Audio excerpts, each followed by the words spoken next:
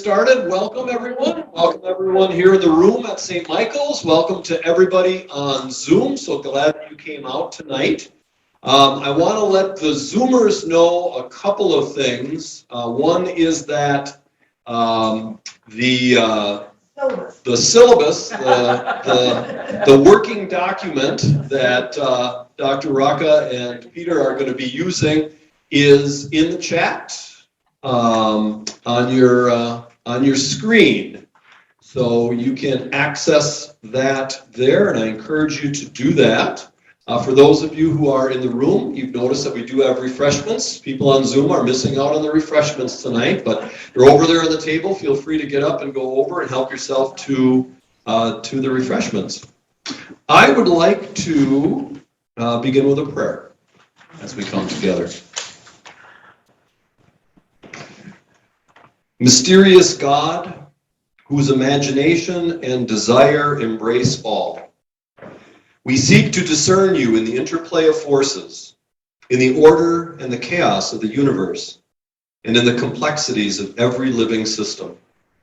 Give us grace to honor your goodness in what we know and in what we do not know, in the world's harmonies and turbulence, and in its promise and change. For you are in, through, and beyond all that is, one God, made known to us in Jesus Christ, through the Holy Spirit, our inspiration and guide. Amen. Amen. Amen. And that prayer comes from one of the resources that you can find on the Episcopal Church's website under Creation Care, Care of Creation. They have some marvelous resources on the Episcopal Church's website, prayers and ideas for things that you can do and become involved in, and I direct your attention to that because there are lots of good things there. Just one other announcement for our Zoom folks. We do have somebody monitoring. Susie Wilson is monitoring the Zoom, and so if you have a question, you can put it in the chat, or you can raise your hand, or you can hit the raise hand icon, and the little yellow hand will be raised above you, and Susie will call on you. So Susie is monitoring, so put your thoughts, questions in the chat or raise your hand, and we will bring you in. It is my distinct pleasure to introduce tonight's two special speakers. Dr. Maria Rocca is the chair of the Department of Integrated Studies at Florida Gulf Coast University. In 2015, she received the Rachel Carson Award for Distinguished Service to the field of environmental and sustainability education.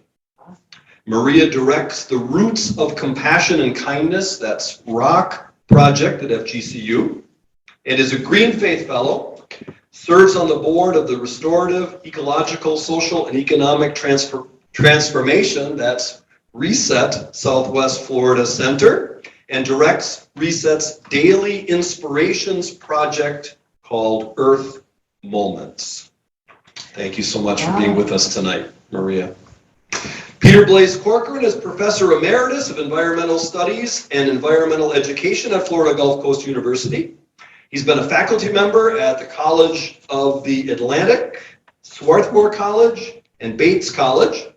He's held appointments as a visiting professor at universities in Australia, the Netherlands, Fiji, Malaysia, and Kenya. Peter gets around. Current academic positions in retirement include adjunct professor of environmental and sustainability education at University of the Sunshine Coast in Queensland, Australia, and research fellow at the Earth Charter Center for Education for Sustainability Development at the University of Peace in San Jose, Costa Rica. That's how you spend your retirement. I want to thank you both so much for being here tonight, for giving to us the call to live creation care, integral ecology, intergenerational learning, and parable. Please join me in welcoming our distinguished guests. Thank you, Father. Does anyone need a handout? It's just a handout. It's not so. Did you get one? Okay, I think we're set. Well, thanks, Father Bill, and thank you, friends. And friends on Zoom, I can't see you anymore, but I saw Gene Chandler from New England, from Cambridge, and Nancy from Maine, it's great that you could join us as well, and folks locally too. Thanks for your interest in this difficult calling, the call to live creation care. My colleague and I hope that our contribution, this is in the Christian Foundation series, and we hope that our talk tonight will contribute to your sense of inspiration to heed the call. I thought last week's lecture by, I still want to call him Reverend Grace. Is that okay? Buff. Reverend Grace is so nice. My mic's working all right? Yeah. Great.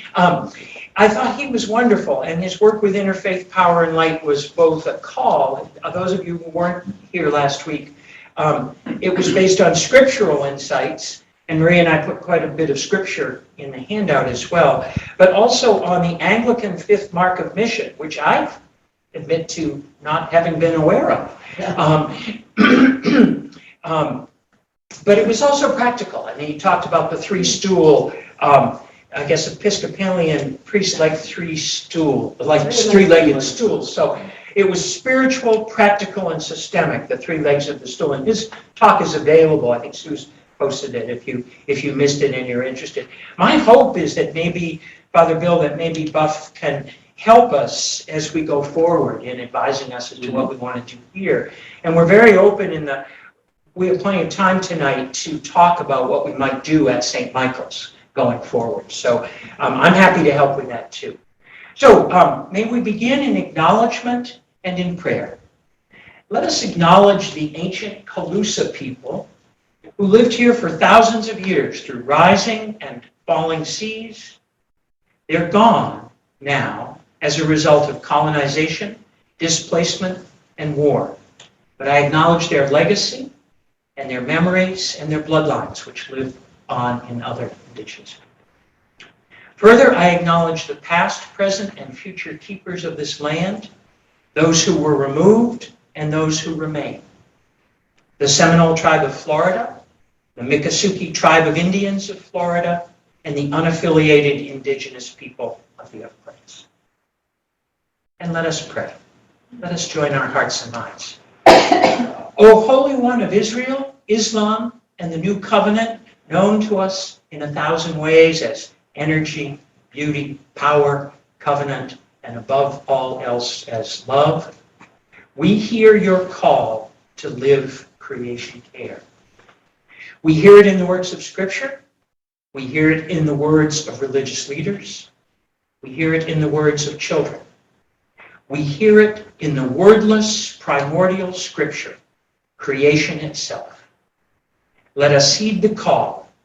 Bless this gathering. May we go from strength to strength in our efforts and in you, O Holy One.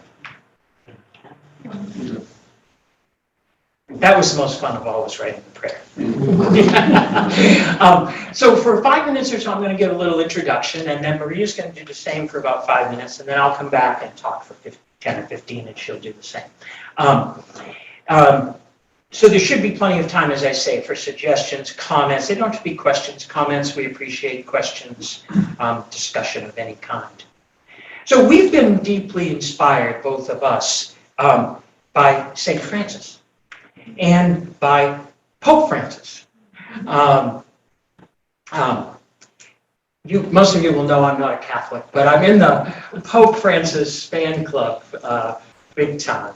I do think that his moral leadership in our time is almost second to none. And I'll say more about that when I talk about integral ecology. We've also both been inspired over the years by the Earth Charter, and many of you have heard me and others talk about the Earth Charter, the Statement of Ethical Principles for Sustainability. We recently wrote an analysis of Laudato Si.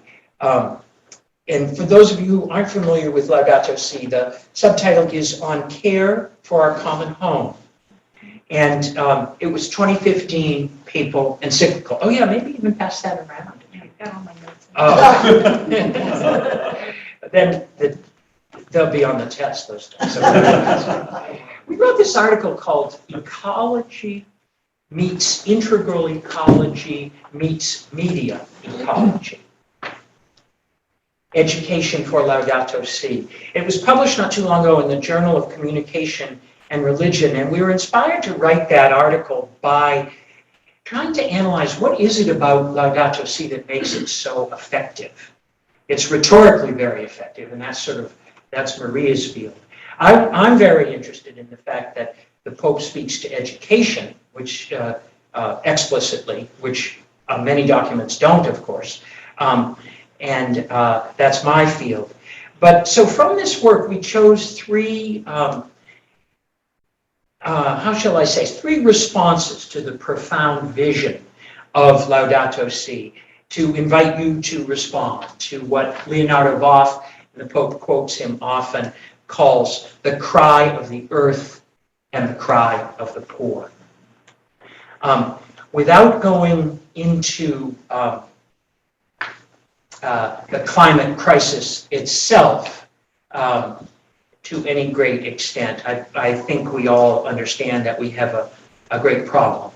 We have a choice, and certainly as people of faith, we have a broad range of choices. So allow me to begin with two thoughts from church leaders. The first is from Laudato Si, and this is on the handout. Pope Francis asks, what kind of world do we want to leave to those who come after us, to children who are now growing up? What is the purpose of our life in this world? Why are we here? What is the goal of our work and all of our efforts?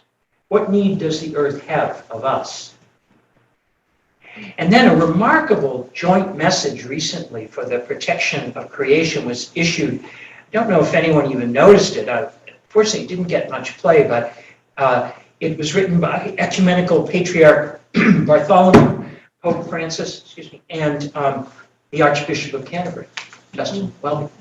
And they write in this call, the current climate crisis speaks volumes about who we are and how we view and treat God's creation. We stand before a harsh justice.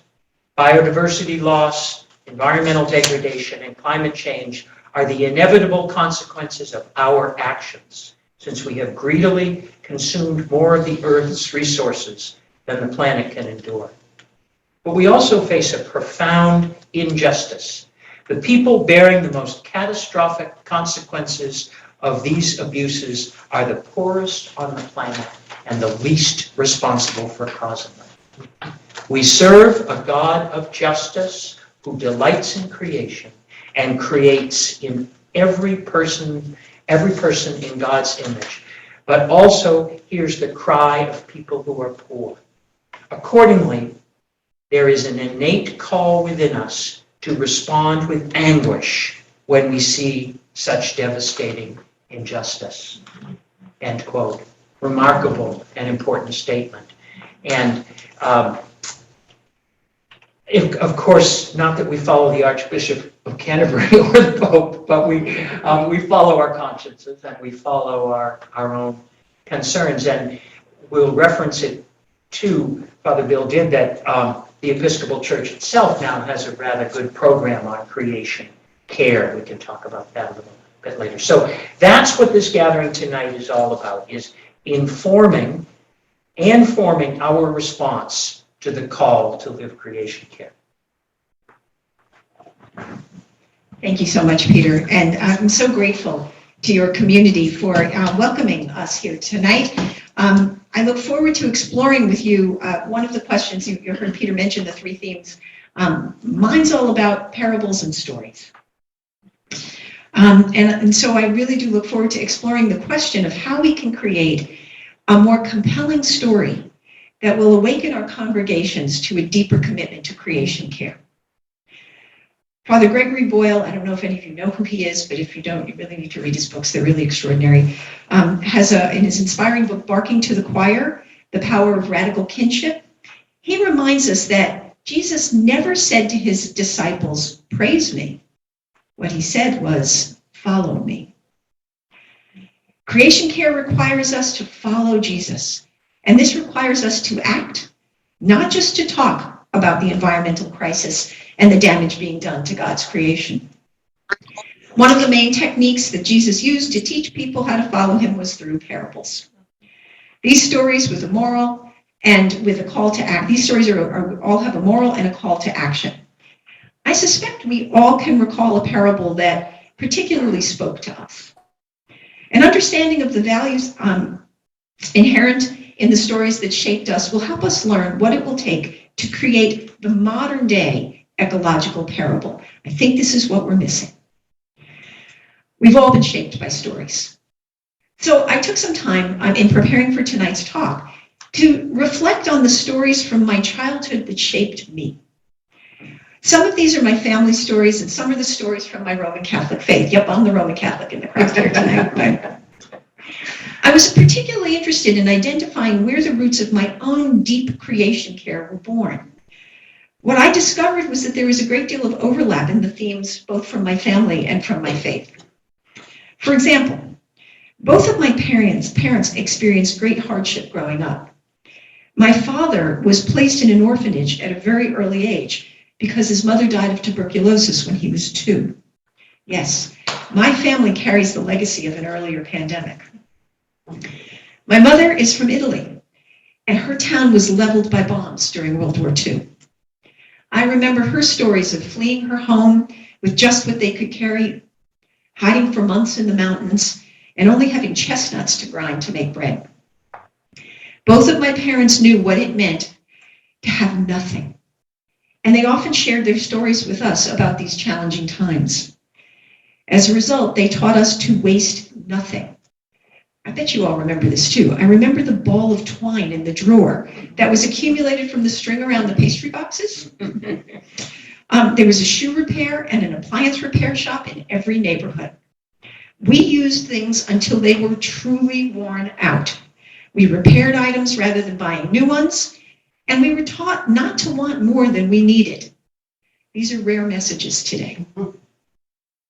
Along with these family stories were those I heard every Sunday about the importance of caring for the poor, being stewards of the earth, and appreciating all of God's creation as sacred. I particularly loved the story of Noah. If any of you people who know me know that I have 8 pets of my own. So Noah has always really resonated for me. And the care that he took to collect the animals to bring them to the ark so that they would be saved from the flood. I also loved, and this is for this season, I love the image of the farm animals and the shepherds gathering around the manger to see the baby Jesus. A story easily lost in the modern image of Christmas as a holiday about consumerism. Both collections of stories are deeply rooted in my consciousness and inspire me daily to live lightly on this earth and to continue my work in eco-spirituality. I'll pick up on these themes a little bit later. In the meantime, I'd like to invite you to reflect on the stories that have shaped you and that have moved you to action. So let's pause for a moment, and if you've got a pen or if you just want to reflect, to either jot down some thoughts or start to bring to mind some thoughts about the stories that influenced you the most in your life. Can you identify why the theme of a particular parable or biblical story resonated for you? What about your family stories? What shaped you?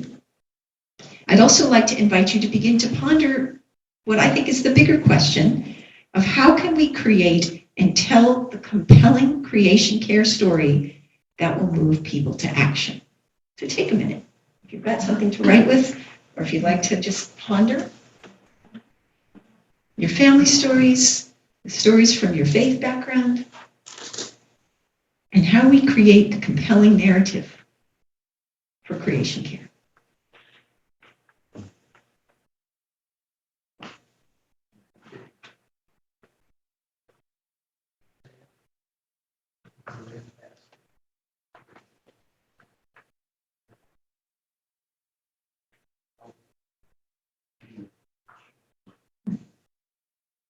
So hold these thoughts and questions in mind for now, and we'll return to them after we listen to Dr. Corcoran discuss integral ecology and intergenerational learning for Laudato Si and creation care. Thanks, Maria.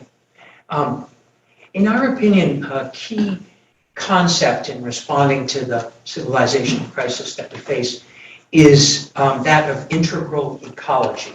This is the Pope's term in Laudato Si, and it means simply the interrelatedness of the whole of reality and the interdependence of all creation. Okay, the interrelatedness of the whole of reality and the interdependence of all creation. He writes in Laudato Si, another longish quote, but I think it makes his point. And remember that Pope Francis is not only a theologian, and that's not because he's Pope, but he spent many, many long years thinking through liberation theology and alternatives to it, and very active in the whole Latin American philosophical movement around a theology of the poor. He's also a chemist. He's a scientist. He writes, "It cannot be emphasized enough how everything is interconnected. Time and space are not independent of one another. And not even atoms or subatomic particles can be considered in isolation. Just as the different aspects of the planet, physical, chemical, and biological, are interrelated, so too living species are part of a network which we'll never fully be able to explore or understand. A good part of our genetic code is shared with many living beings. It follows that the fragmentation of knowledge and the isolation of bits of information can actually become a form of ignorance unless they're integrated into a broader vision of reality." So what the Pope calls for throughout the whole of Laudato Si is to integrate our thinking. Our problems are integrated, therefore our solutions need to be integrated. This seems like not a very brilliant insight, but when you think of Western, you name it, church thinking, Western medicine, it's not integrated. We haven't yet learned to think this way. So much of our knowledge is still siloed. It's still in the disciplines. And so, but okay, so what? How does this help us formulate our response to the call to live creation care? I think it helps us bring our own inspiration of nature and ecology, our love for the natural world into the foreground. I think this love of the natural world being holistic itself helps us a great deal as we form our own spiritual response or our own practical response. Our work for the poor is not at odds with our work on behalf of Earth, even though for a long time the environmental movement and social justice movements and other movements toward health and so on have been so separated. And yet they ought not to be. All the problems, as we're beginning to realize, are really integrated. So the critical value here, in my opinion, is to reimagine what we can do as individuals and as congregations in light of the integrated recognition of the integrated reality of things. And if you haven't read Laudato Si, the Pope did write it himself.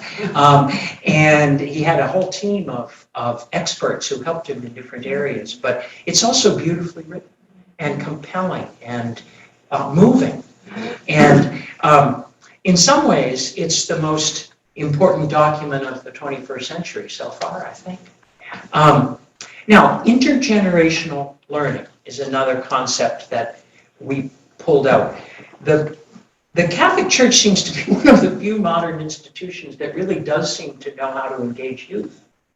If you look at churches in the Protestant line or in many parts of the world, youth are not really participating. I've been very impressed by the Pope's interest in youth. Just as an example, I've been privileged to be invited before the pandemic to conferences at the Vatican a couple of times, and I'm always amazed at the representation of indigenous people and youth, who are so often spoken of but not there to speak for themselves. And I'm not talking about one young woman who gets to speak for her generation, active participation by Catholic youth from all over the world and non-Catholic youth. I was very surprised when I met some of the young people at the conferences that I went to that were not Catholic, that had found their way through being activists. So this concept of our responsibility to generations to come is at the heart of sustainability, right? The original definition of sustainable development was that it's development that meets the needs of the present without compromising the ability of future generations to meet their needs. Earth Charter Principle 4A is one that Maria and I often use as a definition of sustainability, and we did at Florida Gulf Coast University. Quote, this is Principle 4A from the Earth Charter, we are called to, quote, recognize that the freedom of action of each generation is qualified by the needs of future generations. And again, we say it a lot, but it is, we have to go beyond, we've violated the great chain of being where generations pass on to other generations their knowledge and the resources and hopefully a better life. So I'm going to argue that we really need to go beyond intergenerational equity to intergenerational solidarity and intergenerational collaboration. And I'm retired now. I'm still fortunate to have contact with youth in different parts of the world and so on, or at least pre-pandemic. And Maria is still in the classroom. Some of you may be too. There is another crisis with you beyond the climate crisis, and that's the crisis of climate anxiety. Yes. And it is profoundly serious. Just one study that I'll report to you that was recently done out of the University of Bath in England, and very good. I happen to know the department and so on, and is very serious and responsible study. 10,000 youth in 10 countries, 10 nations, 3 from the global south, 10 from the global north, which about represents the population. Did you know that 70% of us live in the northern hemisphere? Anyway, 10,000 youth from 10 countries. And it's the largest international survey of climate anxiety to date. And quoting from the study, it shows that the psychological, that is emotional, cognitive, social, and functional burdens of climate change are profoundly affecting huge numbers of young people around the world. Distress about climate change is associated with young people's perceiving that they have no future, that humanity is doomed, that governments are failing to respond adequately, and with feelings of betrayal and abandonment by governments and adults. And that would extend to the church.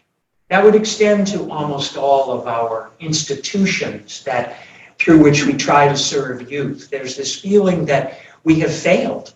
We failed to address climate change and its impact on youth. And so there's this concept of moral injury that I think is, as I say, it's a great second crisis of our times. And we could argue about that a long time or talk about that a long time, but I would argue that it's a failure of ethical responsibility to care, that this comes from a lack of caring. If you talk with young people, we put a quote by Greta Thunberg on the handout, blah, blah, blah, right? What are you doing? And so I mention that because I think it's a particular kind of action that we need to think about, is this climate anxiety catastrophe among young people.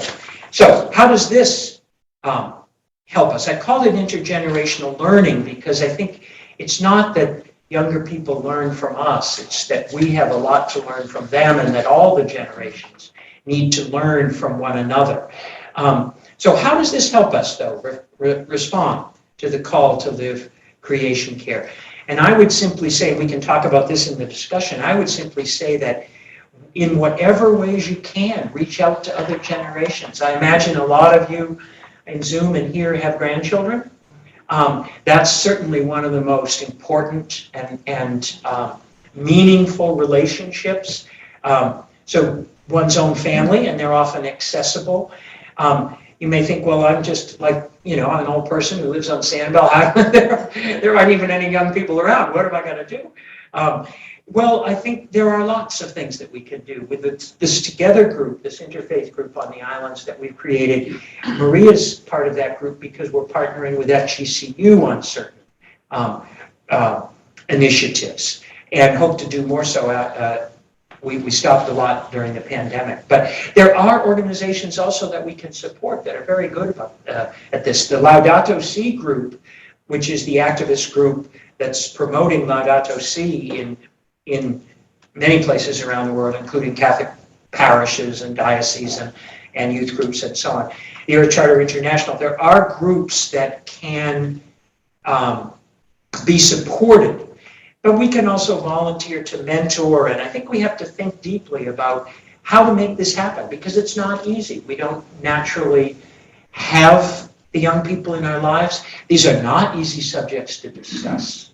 I mean, how many of us are going to sit down at Christmas and say, well, let's talk about your sense of moral injury from the church? Those kind of conversations have to be, affairs have to be arranged to have those kind of conversations.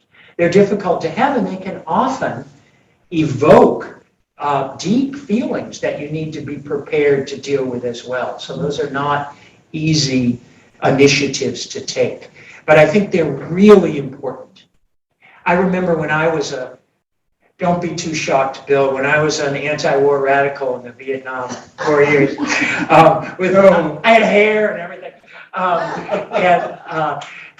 Wherever we went, whether it was Columbus, Ohio, to the state capitol, I was in Ohio studying at Antioch College, or Washington, as we went many, many times, there were always these old Quaker ladies there.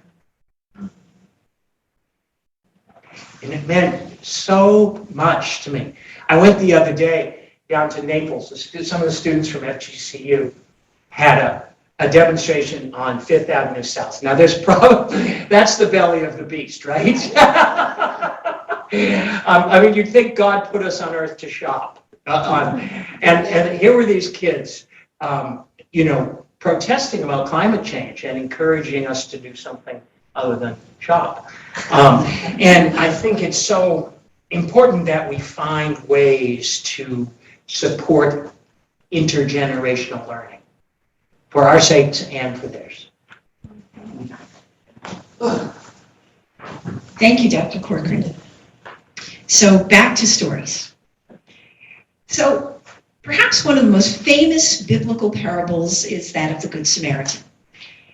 And so I'm going to very briefly do a little scripture reading here so that we're reminded of the story. So this is Luke chapter 10. And so Jesus said, a man was going down from Jerusalem to Jericho when he was attacked by robbers. They stripped him of his clothes, beat him, and went away, leaving him half dead. A priest happened to be going down the same road, and when he saw the man, he passed by on the other side. So too a Levite, when he came to the place and saw him, passed on the other side. But a Samaritan, as he traveled, came where the man was, and when he saw him, he took pity on him. He went to him and bandaged his wounds, pouring oil and wine. And then he put the man on his own donkey, brought him to an inn, and took care of him. The next day he took out 2 denarii, gave them to the innkeeper. Look after him, he said, and when I return, I will reimburse you for any extra expense you may have. Which of these 3 do you think was a neighbor to the man who fell into the hands of robbers? The expert in the law replied, the one who had mercy on him. Jesus told him, go and do likewise. So I begin with this parable because I believe we can use it as a metaphor for how we're treating our planet, our home. The man who was attacked can be seen as the earth. The robbers are humans who are beating the earth and leaving it half dead. And most people are like the priest and the Levite, who just walk by ignoring the suffering of the earth. But then there's the Samaritan, the one who sees need, feels pity, and acts. We need to be the Good Samaritan for earth. We need to be the ones who have mercy for God's creation. But this isn't easy to do. In fact, the question of whether or not people of faith are likely to act when seeing someone in need was tested at the Princeton Seminary. It's a very famous study that was conducted by researchers John Darley and Dan Batson, where they asked seminary students to prepare and deliver a sermon on the parable of the Good Samaritan. And they presented each seminarian with one of three situations as they were about to leave to walk to the site where they were going to speak. The first group was told, "You're late. They were expecting you a few minutes ago. You better hurry.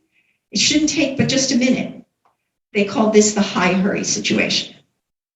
The second group was told, "The studio assistant is ready for you, so please go right away." This was the intermediate hurry situation.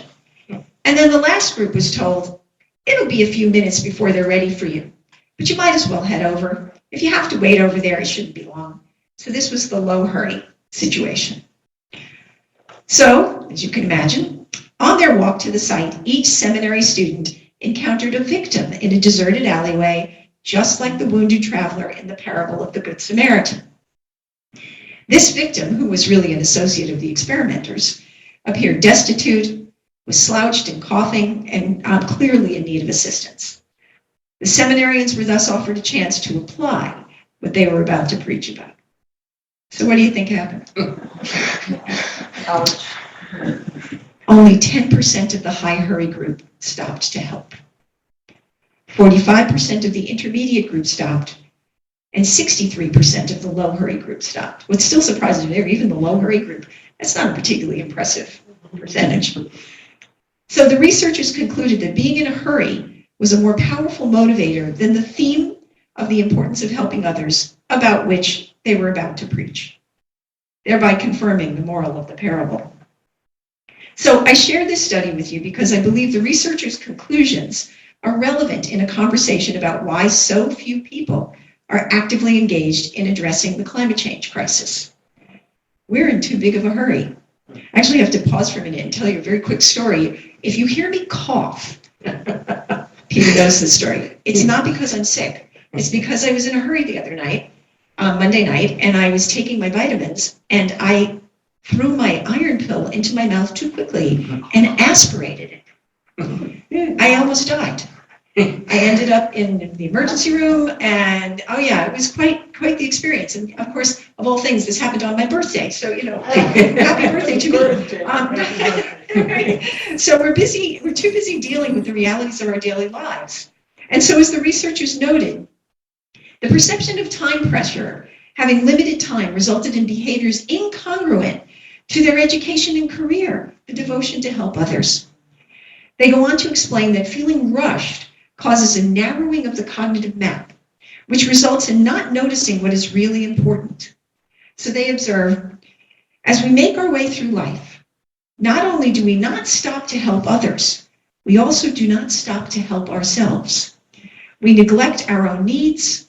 We fail to nurture ourselves. We surrender, we settle, we lose hope.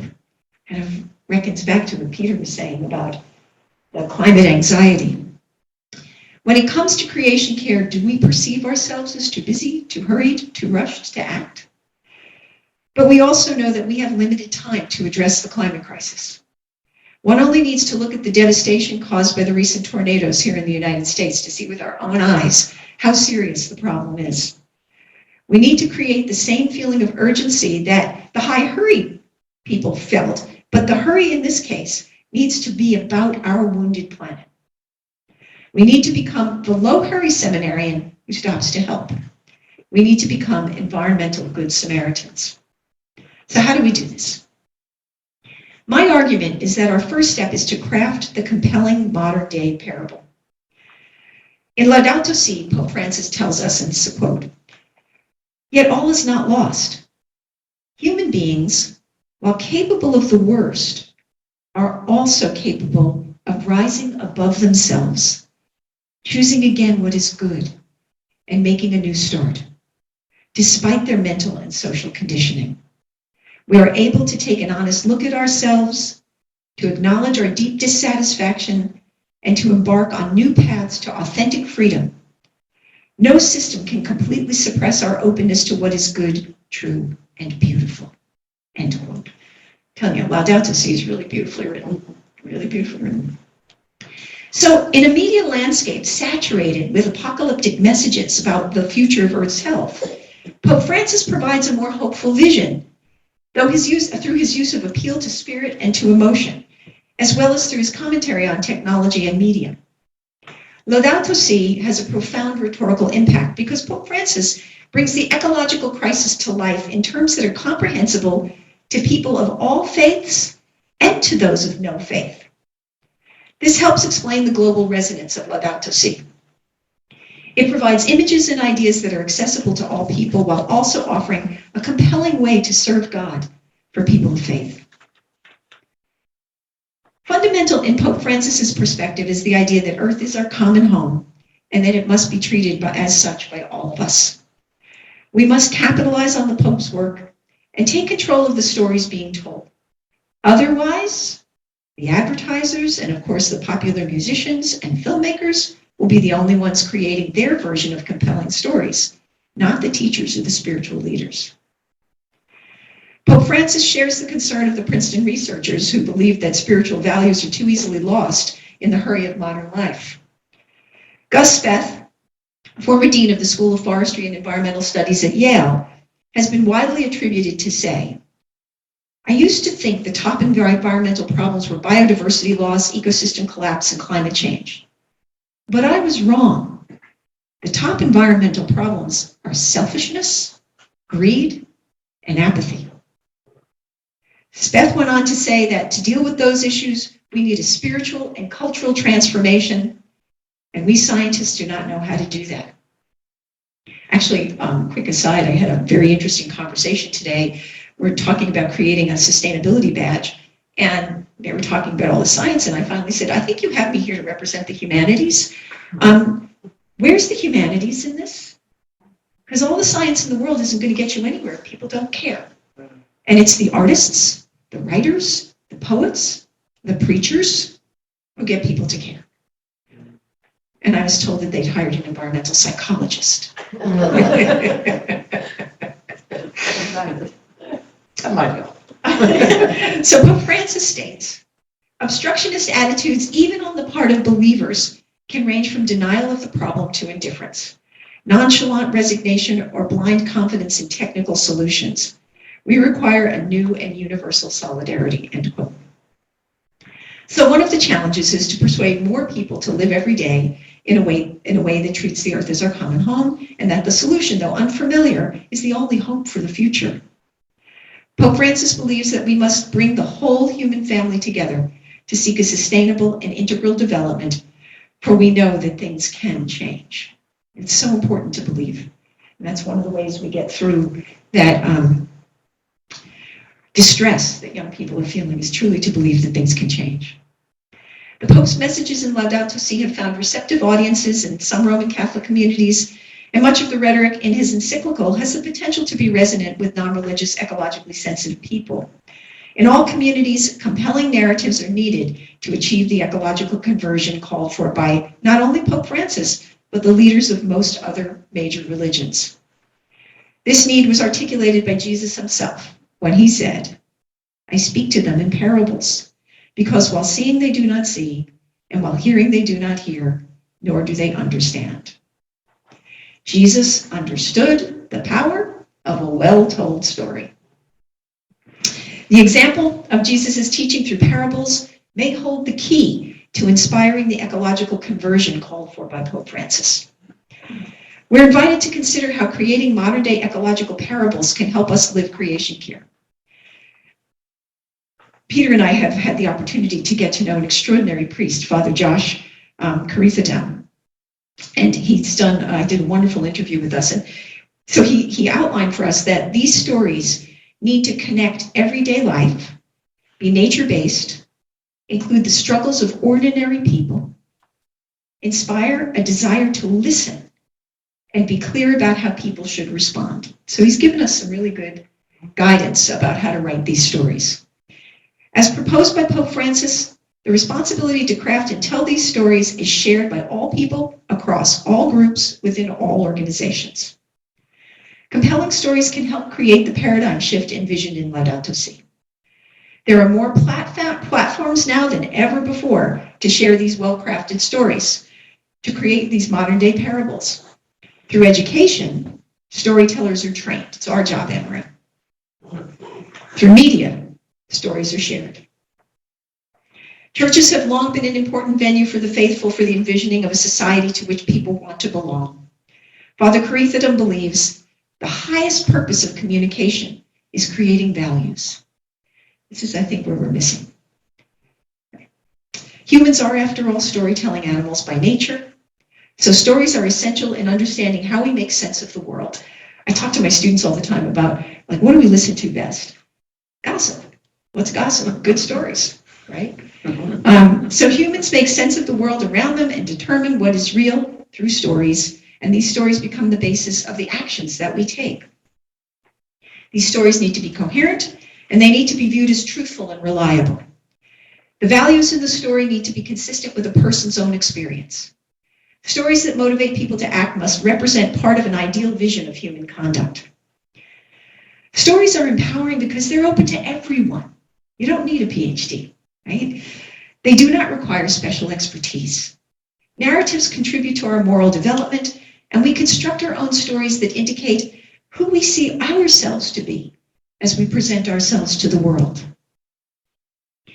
This, in turn, helps people integrate their stories with the stories of others, creating a sense of identification with those who share their values and ideals. And this is where great potential lies with Laudato Si. New narratives can be crafted that are compelling, liberating, inspiring, universal stories that move people to action. In order to be effective, these stories will need to be shared on multiple platforms. So once these stories are crafted, we must help people integrate their own stories with these new eco-spiritual parables. Narratives are powerfully influenced by the culture within which they are embedded.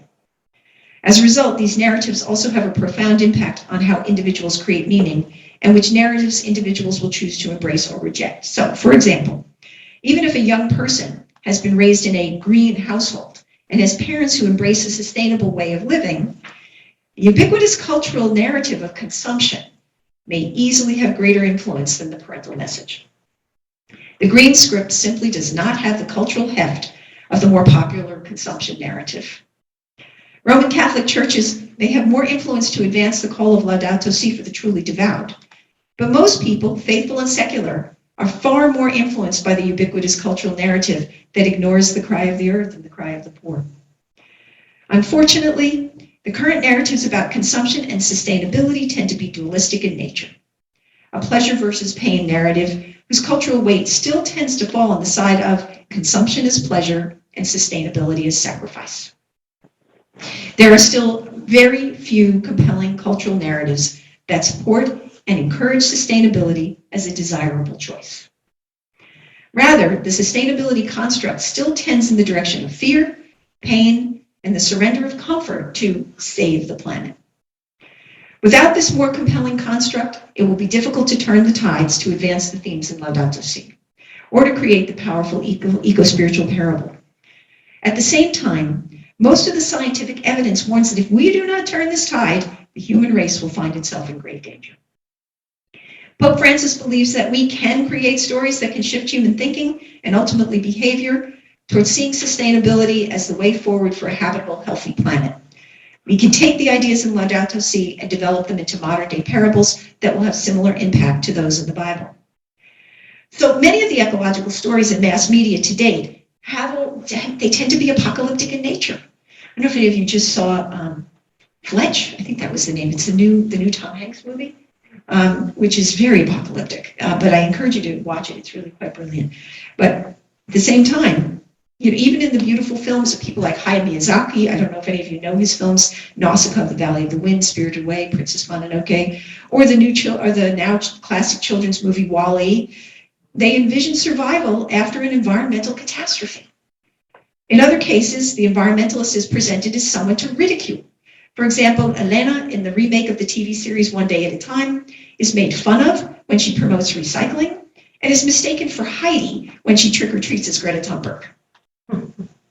One more hopeful recent example is in the second season of the Netflix series The Politician. While running for New York State Senate, young candidate Peyton Hobart is inspired by the passion of young environmentalists and shifts his campaign to focusing on sustainability. The campaign is successful in registering young voters, and he wins. The season ends 2 years into the future when he has successfully made changes to public transportation, the energy grid, and housing that has significantly reduced greenhouse gas emissions. These stories are rare. Though not religious, the stories embody realizing themes in Laudato Si. Ecological conversion may be taking root. So one of the biggest challenges we face in creating these new stories is coming up with ways to promote values that resonate with the audience. If you value the ability to consume promiscuously, to buy whatever you want, whenever you want, to always have the newest, the most, the best, then an eco-spiritual story of promoting a core value to reduce consumption won't resonate for you. In this case, we look to Father Josh's 10 Green Commandments for help, and these are in your handout. They're on the last page. The third Green Commandment is embrace an ecological spirituality.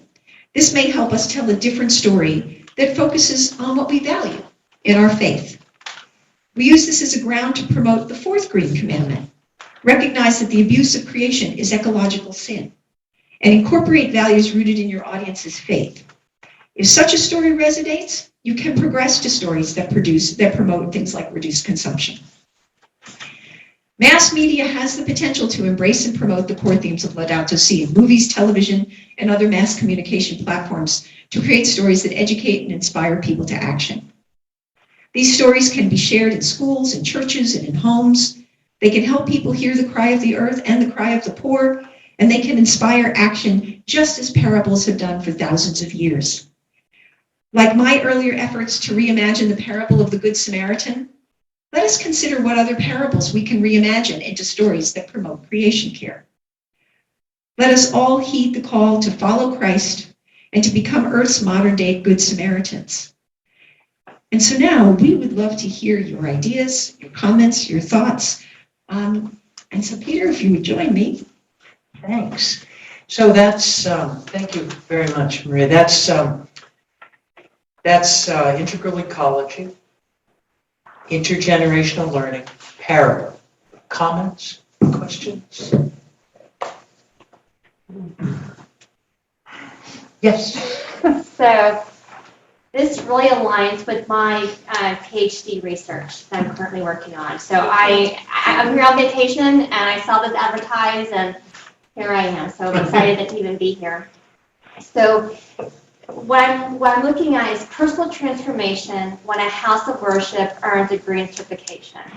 Because you're absolutely right. What is that story? What is that personal trigger for me to make that decision? And I can tell you, I was 11 years old. It was 1988, where I had my personal transformation to care for creation. And that was 3/4 of my life ago. So for 33 years, I have been creation care. And my degrees are environmental and so forth. But the thing is, when you talk to my friends or even us, we don't have that trigger. We can still go to the store and buy what we need or we want. We can still turn on our faucet and have water. So there's no personal transformation. When I did my literature review, personal transformation, it all was health, cancer, lung disease, or something for all the nursing journals for personal transformation. Nothing about sustainability, nothing about earth or environmental linking personal transformation. Hence my theses, that's where my case study is focusing on. So I just want to say, yes, I totally agree. How do we get that story? How do we make my personal story affect you or you? It's not going to.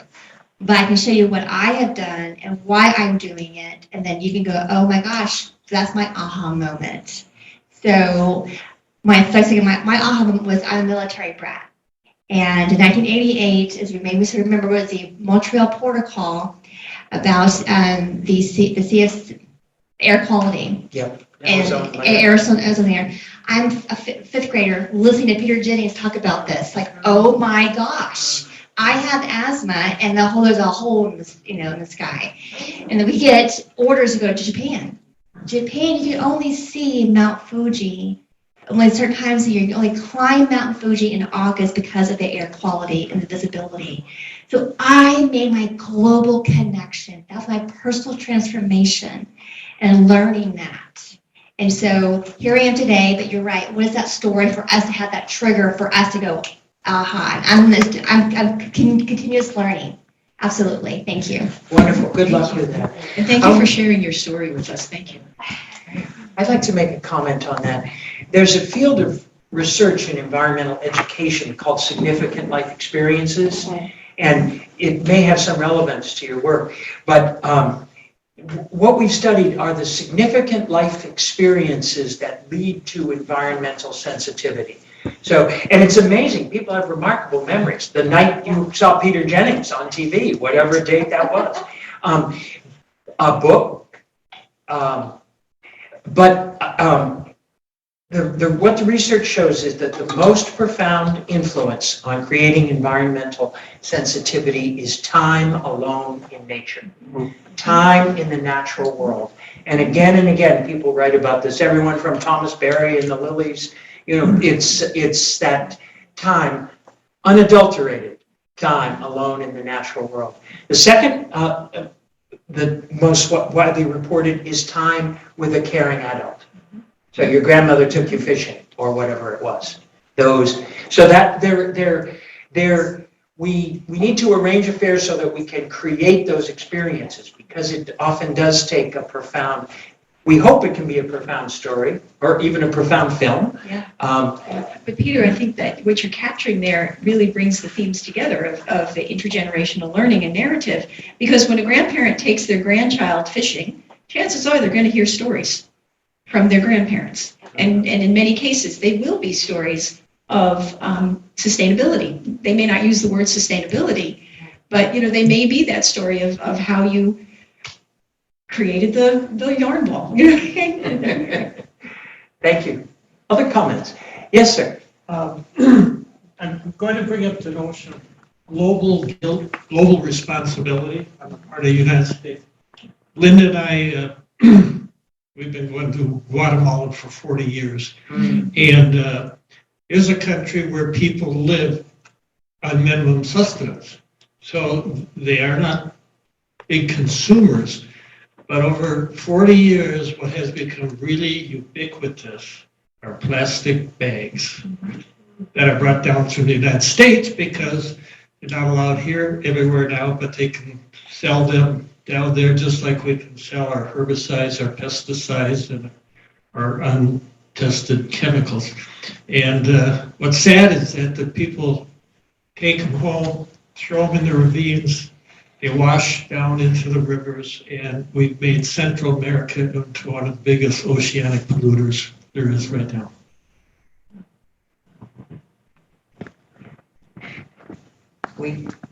I was going to ask a sort of where are they now question. When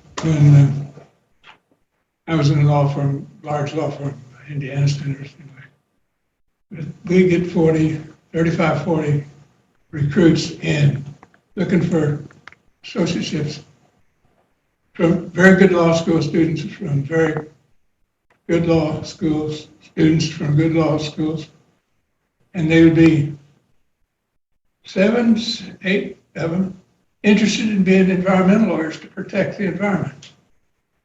Being in our law firm to protect the environment at that time may not have been the place to be, but there was a lot of them from a lot of law schools. We understood in our recruiting studies that an awful lot of youth going to law school wanted to protect the environment. Where are they now?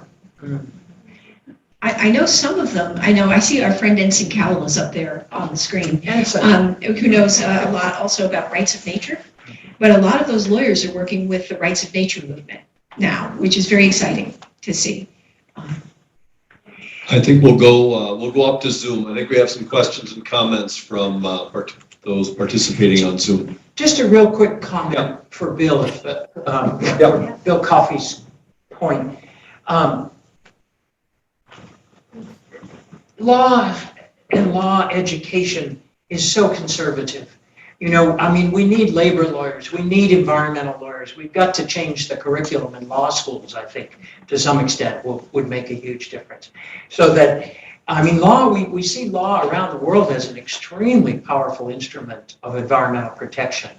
And I'm glad you brought it up, but I hope I mean, certainly we see it in other countries, that it's very vibrant environmental law. Folks on Zoom have comments, questions? Yep, Bill. This is Susie. Can you hear me? Yep. Okay. Lee Cooper wanted everybody to know that he loved the thought of being a good Samaritan of the earth, of each other, and of ourselves. Oh, wonderful, thank you. Other comments? You know, the idea of pictures of what a regenerative society looks like and how it works, like donut economics, I think that's one of the things that's been missing, the vision of what does a sustainable, regenerative, positive society look like and how does it function? I've just been reading Jason Hickel, the book The Divide, and another book, Less is More, that says we cannot keep going with a compound growth mentality about GDP and think that which is a consumption mentality.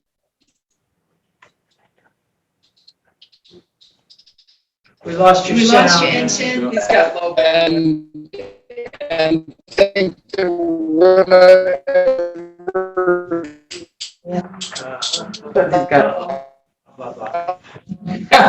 Even though we're losing you, we can't understand you. Your video is not coming through, nor is your voice. Okay. Any other? That's all right. Ensign is a colleague of ours. He goes back and forth between Cleveland and Fort Myers, and he's very involved in a lot of initiatives locally. He's involved in the Reset organization that I'm involved with as well. Yes.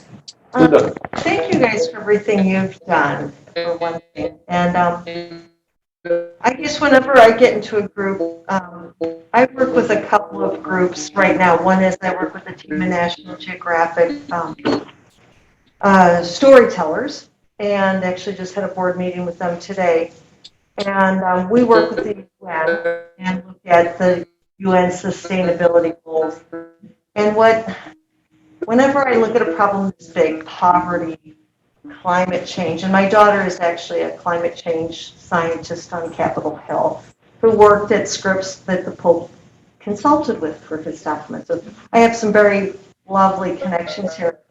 And while all these things are great, I still end up feeling overwhelmed as an individual. And so I get down to, instead of trying to solve a big problem, how can I break this into something, very small and say, I am only one. There's a quote in literature, I am only one.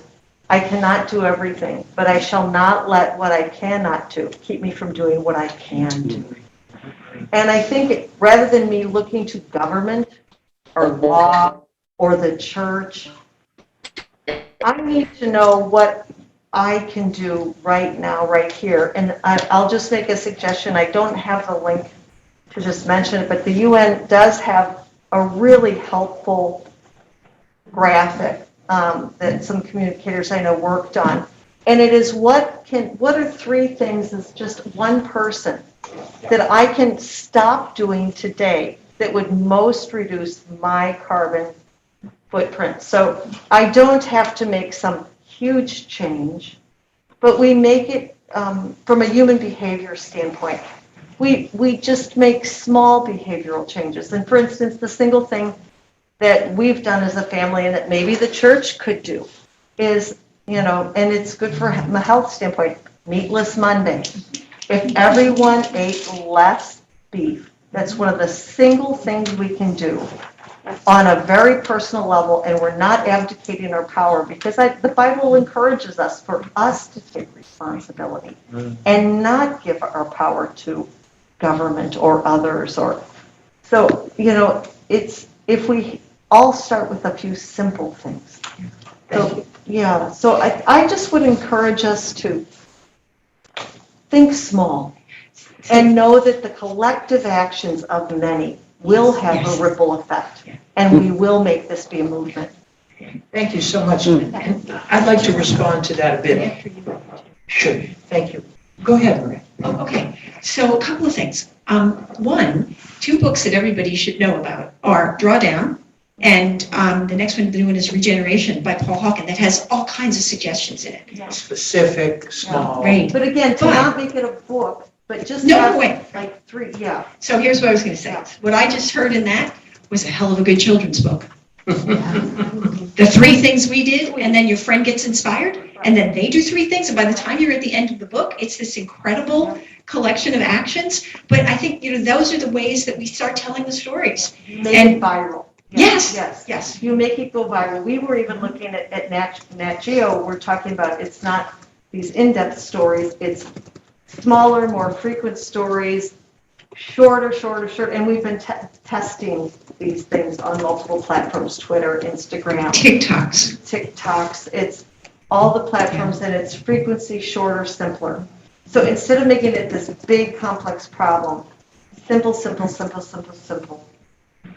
I would like to say a couple things there.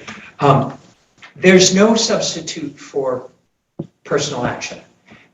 For one thing, and I would say this based on 50 years as an educator, action is the antidote to despair. And so certainly one of the things I've learned in my own experience around the world too is that no action is too small. Exactly.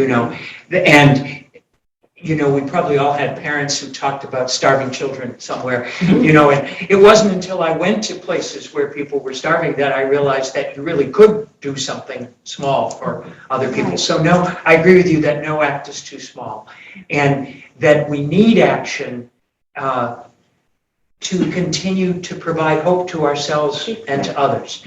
Another thing that I'll say about individual action, go back to the Quaker ladies for a minute. You never know who's watching or who's caring or who's influenced by what you're doing.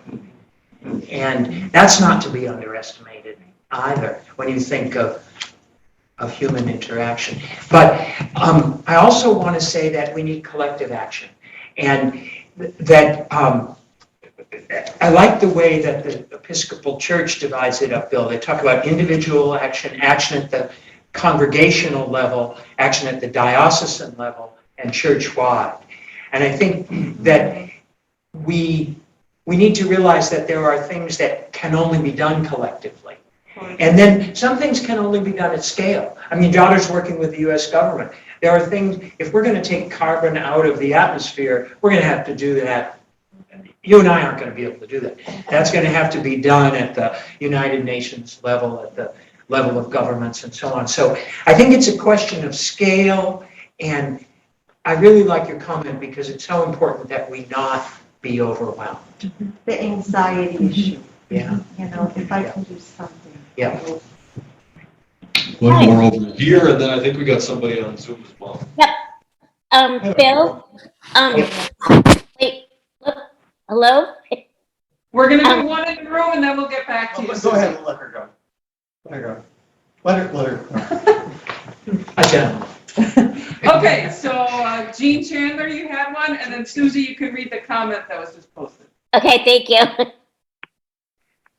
I just wanted to say that maybe Meatless Monday seemed like a small thing, but in Drawdown, eating a plant-based diet was the 4th most powerful thing to do. So, of course, maybe you could go a little farther than just one Meatless Monday, but everything you do in that direction is actually a big step. I was seeing a chart recently that showed that plant-based diet and food waste, reducing food waste, has way, way, way more effectiveness than electric vehicles, for example, which seems like a much bigger thing. So sometimes if we all did what might seem like a small thing, it could really have a huge effect. I've never figured out an interesting story to tell about food waste, though, I have to say. Something that's really There's- not to make it sexy or interesting or whatever. There's a really good one on the, oh, come on, Maria, remember the name of the video. It was a video that was made by Interfaith Power and Light. And they have a story on it about a summer camp for kids. And it's a Jewish camp. So every day they weigh the food waste. It's a wonderful story. It's, okay, why can't I think, you know exactly what I'm talking about, right? I know the story. But it's delightful watching each day as they're trying to reduce it, and they've got this bucket and they're weighing it. It's a wonderful one. It's only about a 15-minute. They make it a competition with They the do. tables in the dining hall, right? Yeah, and they The table chant. that has the least food waste gets a prize. Yeah, and they have a day where it goes up, and they're just like, wow, what have we done? Yeah. Boy, that'd be a good. I just want to give a shout out to Jean Chandler. Jean is active in the Sanibel Congregational United Church of Christ up the street, and she's head of the green team. They have a green team there. I think it's the best example on the islands of a group working within a congregation. And the green team is the UCC, and it's also Temple Bat Yam that meets there. So it's members of both congregations are on the same green team, and they do great things there. And Jean's active in our Together group here on the island. So Jean, thanks. Are you up in Massachusetts or down here? I just came down yesterday. All right, welcome home. Thank you. Susie's got a comment? Susie, you want to share the comment?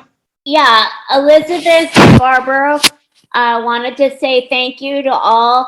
This is great food for reflection and for including us Zoomers in the conversation.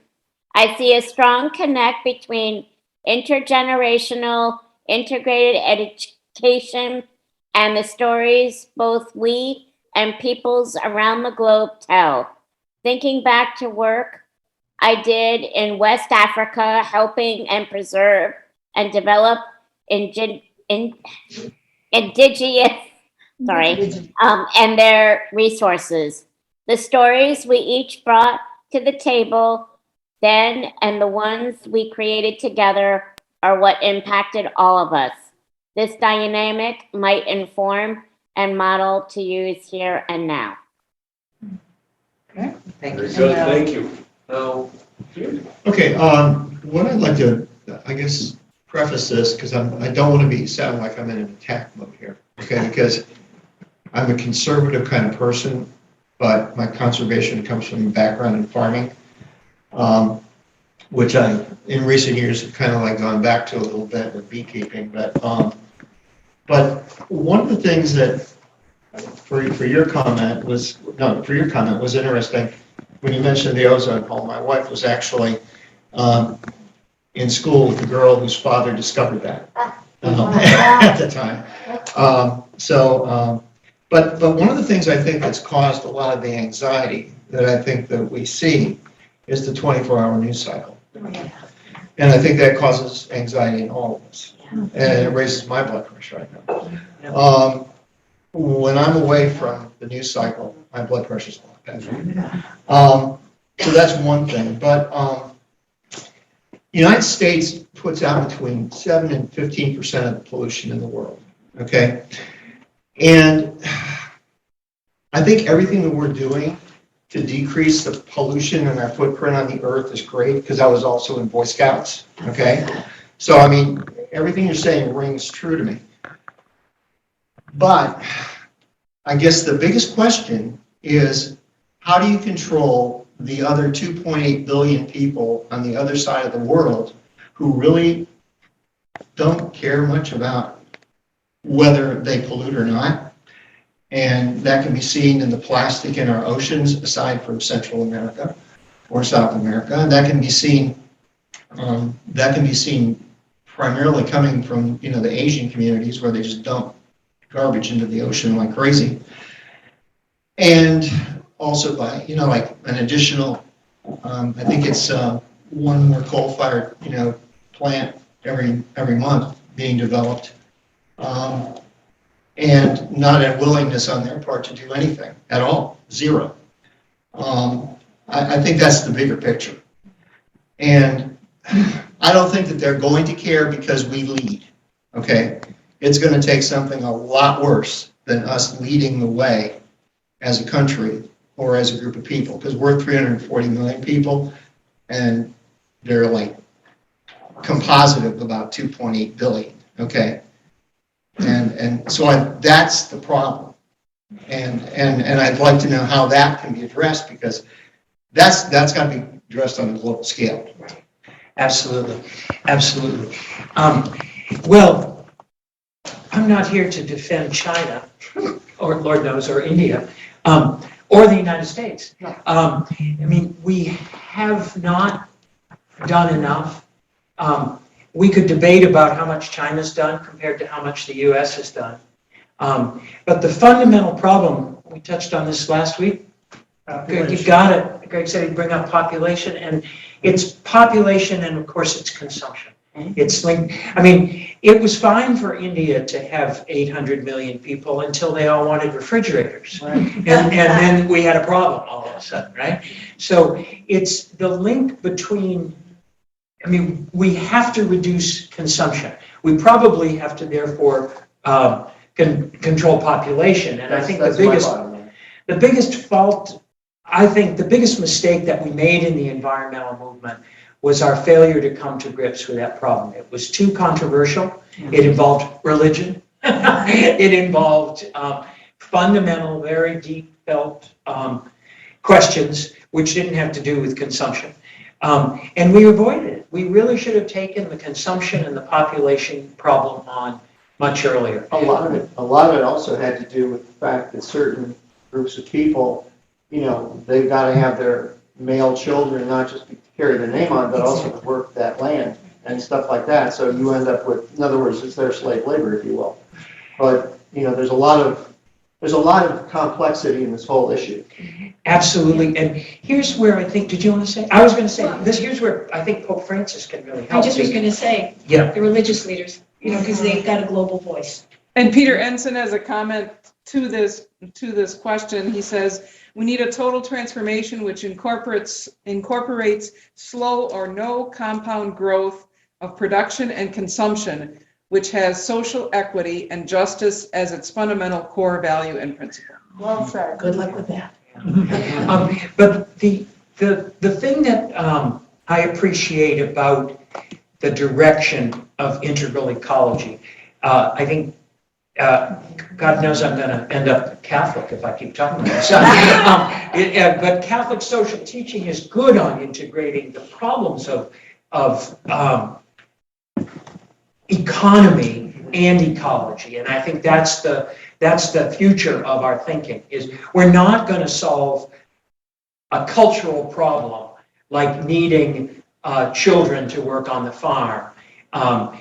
We're not going to solve environmental problems by convincing those people to do something different. We have to have a solution to the problems that created. I mean, there are so many good things going on around the world that are not at scale. So the big question for our culture, it seems to me, is how do we get some of these initiatives? There are great things in India, for example, that are solving some of the agricultural problems. But we've got to get them to scale. There are now over 1 billion people in India. The middle class in India is larger than the population of the United States now. The middle class, those ones who need and want to consume. Too. Yeah. So I think the best answer I can offer to your question is we really, and I think Joe Biden is trying to do this, to say that watch what we do.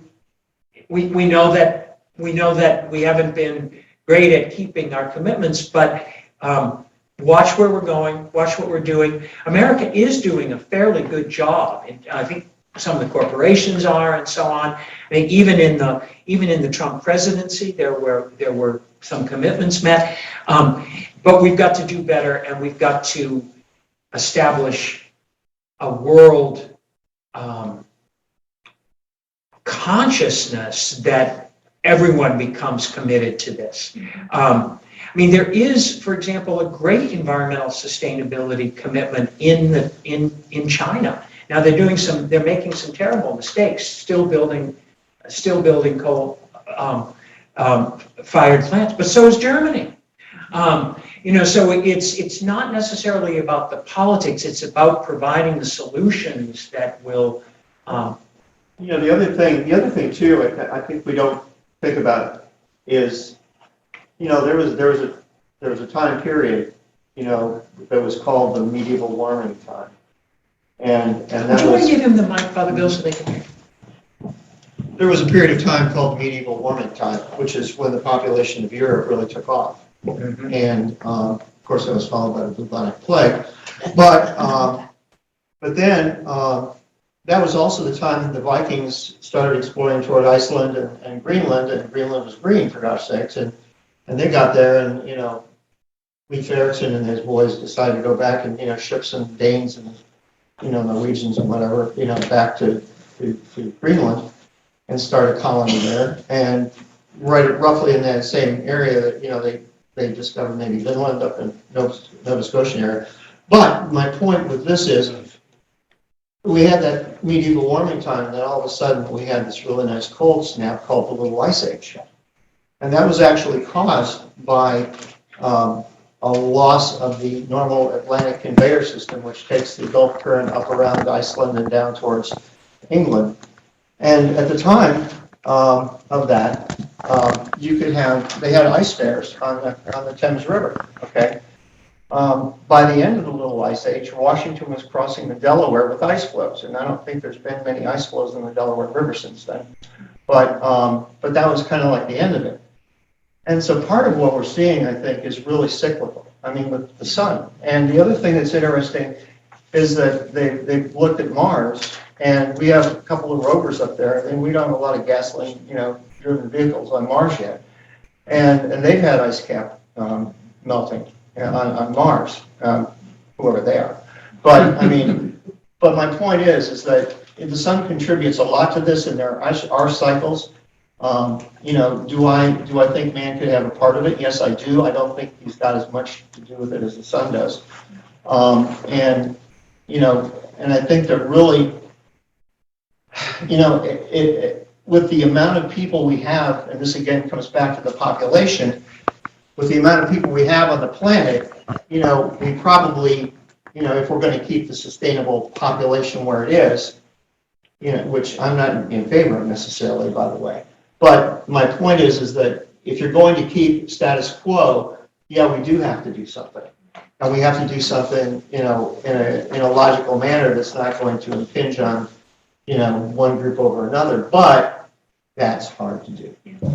I remember when Go ahead. I was just saying, when I was a young woman, there was something called the ZPG movement, the Zero Population Growth Movement. Mm-hmm. And I'm not sure why that died out, but because that was voluntary. That was people who were recognizing this problem. Perhaps something like that needs to be revived, because it can't be imposed. It can't be like what they did in China with, the number of children that were allowed. But enough people recognize that this is a problem. I know that I can say my daughter's friends, my daughter's 30, none of them want children. Right? Is that right? You're hearing Which this, may right? be a sad problem. It may be, right? You had your hand up quite a while Oh, ago. sorry. Yeah. Luann. Luann and then Liz. Luann and Liz, and I think that'll wrap it up. Thank you very much for the program, for your thoughts. And maybe I'm picking up on this downer side. And I'm a social scientist, not an environmentalist. But a couple of years, right after the red tide hit Sanibel, I did a small study. And it was among SCCF volunteers. And I didn't publish it because the quantitative stuff was not statistically significant, but the qualitative piece was interesting. And what came out of that data was that people right here on Sanibel did not want to talk about the problem, because they were afraid of irritating their neighbors, because they were afraid of contributing to a downside in the business.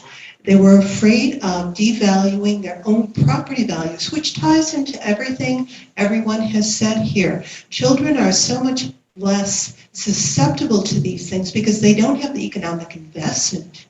And right here on Sanibel, we have people who show up being environmentally conscious, but they won't tell their stories because we have politicized something. So how do we address that bigger issue even here in small town environmental Sanibel? Not in my backyard. Yeah, I'll respond and then we'll go to the, here's where I think churches can make a big difference too. I mean, Father Bill might be shocked to realize that there are differences of opinion in his congregation. No. Really? But, you know, we really have to build bridges, don't we? I mean, if that's very interesting what you're saying about people on Sanibel. We've been working with this interfaith movement that involves several of the churches on the island, and we have very different faith traditions and we have very different ideas, but this is an overarching concern. This is a civilizational crisis. I mean, we have to talk about these things. We have to talk about change. We have to talk about the concern and the sense of moral injury that youth have. You know, the condition, we're at this is an inflection moment in human history. The conditions that created everything we know, our spiritual ecology, the life as we've come to know it, all the conditions that produced our civilization are past. Those conditions have changed. We're on a new and overwhelming venture here, and we have to craft new ways that overcome the traditional differences. They're very hard to do in a polarized society. It's very difficult to talk. I think churches, because churches include people of different political, I mean, and that's where I think it's so important to work with other congregations too, is that I mean, this has to come first. This is the meta-narrative of our time. This has to be what we do at our peril. We can't do anything else but make this the central concern of our time. And then let me just comment also before we move on to the event. I think it goes back to some of what I was talking about asking people what they really value and getting them to weigh their personal economic concerns with the futures of their grandchildren. You know, and that those taken away from the specific for the moment, get to the values. If you can get to a point where shared values, you can then start to have these other conversations, I think.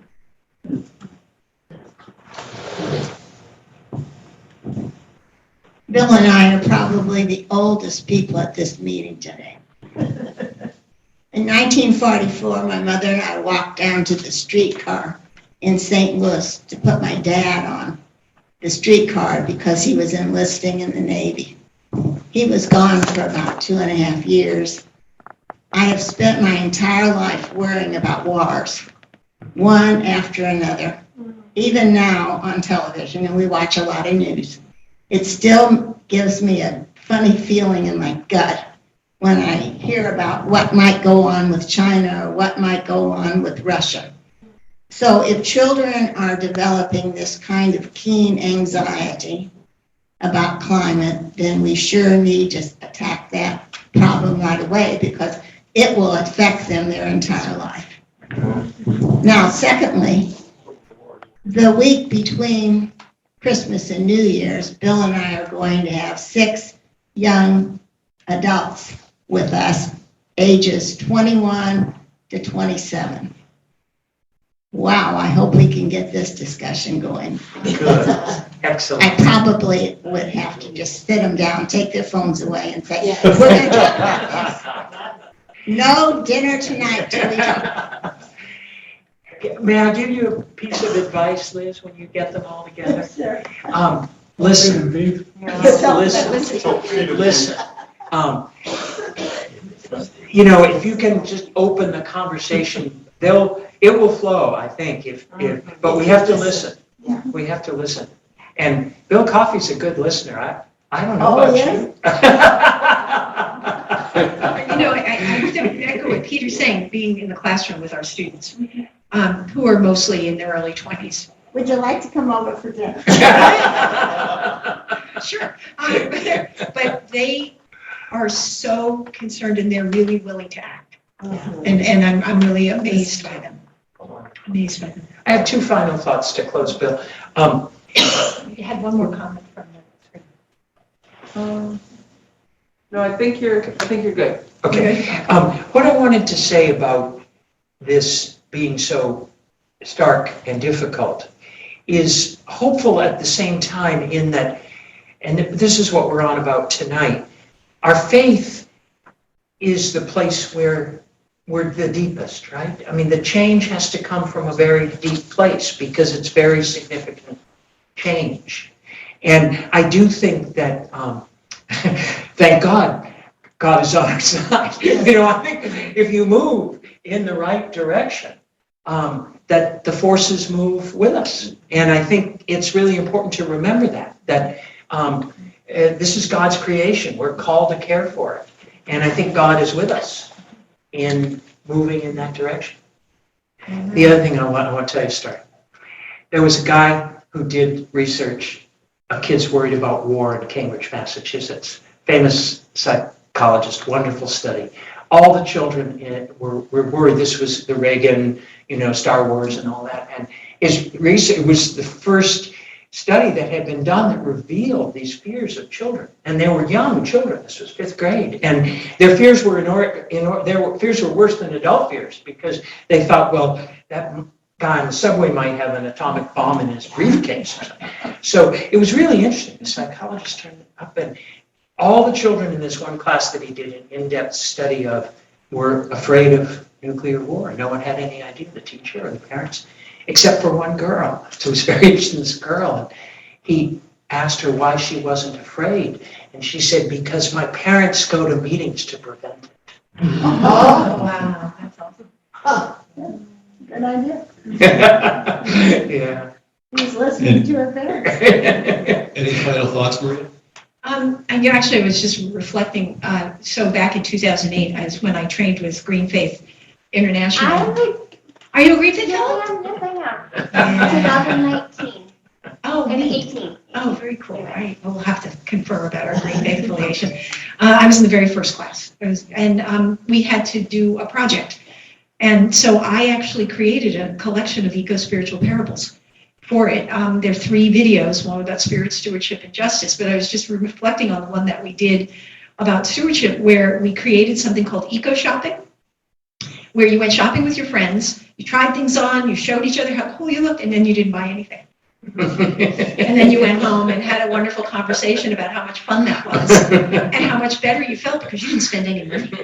Right? But we also did one called The Hands that was about knowing where your products come from and understanding. And it was, that was probably the best one we made, where you would see these hands, saying, I made your sneakers. Do you know what we went through? Yes. We had some of the stories from the factories that make our phones and the suicide rates in some of those factories. And, just trying to help people understand better what our consumption actually means and how, the cry of the poor, that it affects people. They're working 12, 16-hour days, that there are ways that we can do this. And these were done in video form. Thank you. Thank you both. Please show our appreciation. We'll have the resources on the website, the resources that were talked about tonight. I want to thank you both so much for being with us. Thank you for coming out to the room. Thank you for coming in on Zoom. Oh, Bill. Yeah. We have a meeting on January 20th, if anyone's interested. It's going to be a together get-together. Pick up one of these if you haven't in church. It's about our local group. It's Bat Yam Temple, Captiva Chapel by the Sea, First Church of Christ Scientists, Sanibel Congregation, United Church of Christ, St. Michael and All Angels. We played a big role in getting this going, and the Unitarian Universalists. And we're going to meet on the 20th at the Congregational Church for a together get-together. We've kind of lost our momentum during the pandemic, and we want to get going again, and maybe some of you would like to come. It's going to be 9 o'clock on January 20th. And one other last quick one. So I do produce every day something called Earth Moments, and they're on Facebook, on Instagram, and on Twitter. And it's through Reset Southwest Florida. And so if you have to wake up every morning and have a little bit of inspiration, they're just a quote and an image, and they're all about various dimensions of eco-spirituality. And we'll have information about that on the website as well.